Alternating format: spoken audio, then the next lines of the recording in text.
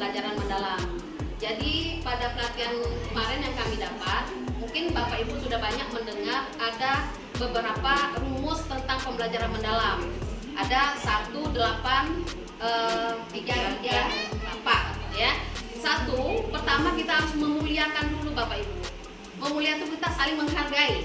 Jadi dalam proses pembelajaran itu nanti pas saat kita memberikan materi kepada anak itu memuliakan kita terlebih dahulu. Maksudnya dia mendengarkan apa yang kita jelaskan, dan sebaliknya kita pun juga memuliakan mereka. Itu yang pertama. Terus yang kedua, ada yang kita kenal dengan 8 dimensi profil lulusan yang sudah disampaikan oleh Ibu Gesmita tadi. Terus yang ketiga, ada 3 prinsip pembelajaran mendalam. Ada yang berkesadaran, ada bermakna, dan ada yang menggembirakan. Dan ada 3 pengalaman belajar. Ada yang memahami, ada yang mengaplikasi, dan ada yang merefleksi. Dan yang keempat itu ada kerangka pembelajaran. Ini yang insya Allah saya akan bagikan informasinya kepada Bapak Ibu. Pada kerangka pembelajaran ini atau desain pembelajaran kemudiannya sudah kenal ya. Itu ada 4. Yang pertama itu ada praktik pedagogis. Yang kedua itu adalah kemitraan pembelajaran. Yang ketiga itu ada lingkungan pembelajaran, dan yang keempat itu ada pemanfaatan digital. Yang pertama itu praktik pedagogis. Pada praktik pedagogis ini desain ya Bapak Ibu ya, desain pada perencanaan pembelajaran.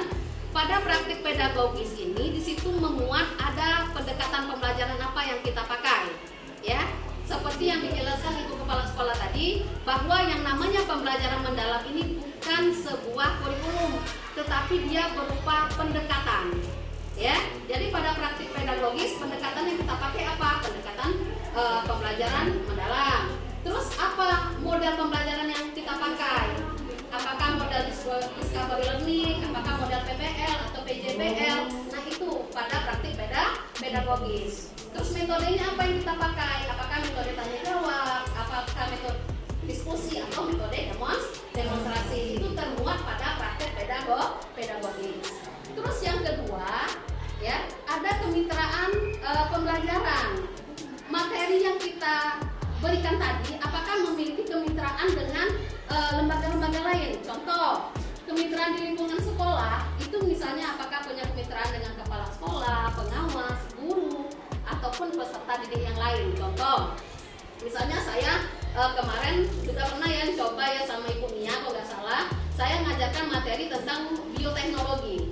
Di situ ada kemitraan saya dengan guru lain, yaitu guru prakarya. Saya menjelaskan konsepnya tentang bioteknologi, sementara guru prakarya mungkin mendemonstrasikan bagaimana prinsip bioteknologi tadi bisa diterapkan dalam kehidupan nyata, yaitu pada proses pembuatan donat. Bu Nia yang kemarin mendemonstrasikan, terus kemarin saya sama Bu Nia membimbing anak untuk melakukan proses pembuatan donat tadi. Itu kemitraan dengan lingkungan sekolah, atau bisa juga kemitraan ini di luar lingkungan sekolah, ya.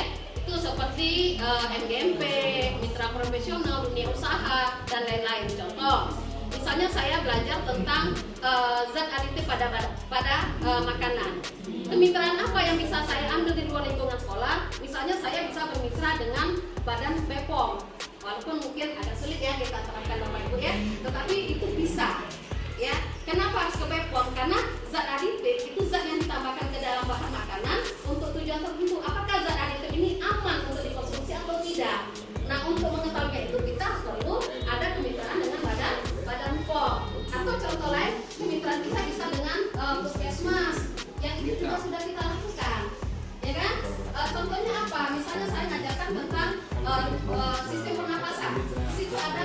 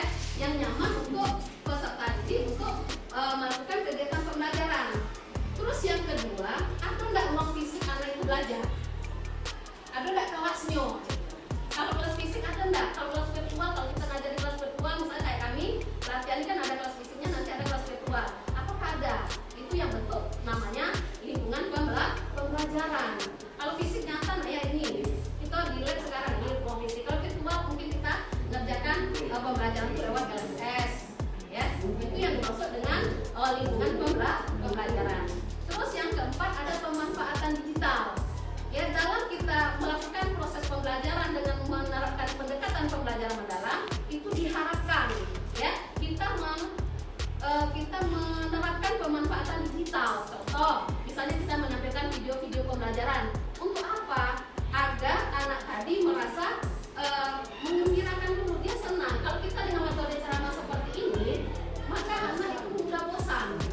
Nah, jadi dengan menampilkan video mungkin anak senang, ya. Atau mungkin dengan melakukan asesmen dengan menggunakan apa itu namanya, game boleh atau quiz boleh, ya. Nah, itu yang dimaksud dengan pemanfaatan digital, ya. Nah, itu yang kita sebut dengan kerangka pembelajaran yang juga nanti ada pada kegiatan perencanaan pembelajaran mendalam. Terus selanjutnya dalam pembelajaran mendalam itu ada asesmen juga yang kita lakukan atau penilaian, ya. Penilaian pada pembelajaran mendalam ini ada 3 prinsip, ya. Yang pertama, bahwa prinsip dari pembelajaran mendalam itu harus bersifat edukatif. Maksudnya apa? Bahwa asesmen yang kita lakukan itu dapat memberikan umpan balik, baik itu bagi kita sebagai guru, ya, dan bagi anak sebagai pendidik, dan juga bagi orang tua. Tujuannya untuk apa? Untuk meningkatkan proses pembelajaran dan hasil pembelajaran. Terus yang kedua bersifat objektif. Ya, jelas bahwa yang kita nilai itu harus objektif. Terus yang ketiga harus berkeadilan. Maksudnya apa? Bahwa kita melakukan penilaian itu tidak bias oleh latar belakang atau kebutuhan khusus peserta didik. Selanjutnya pada pembelajaran mendalam ada kita bagi 2 asesmen di sini. Yang pertama ada namanya asesmen formatif, yang kedua itu ada asesmen sumatif. Bedanya di mana? Kalau asesmen formatif itu asesmen yang kita lakukan di awal pembelajaran atau selama proses pembelajaran. Tujuannya untuk apa? Untuk merefleksi atau untuk memperbaiki proses pembelajaran. Itu tujuannya, ya.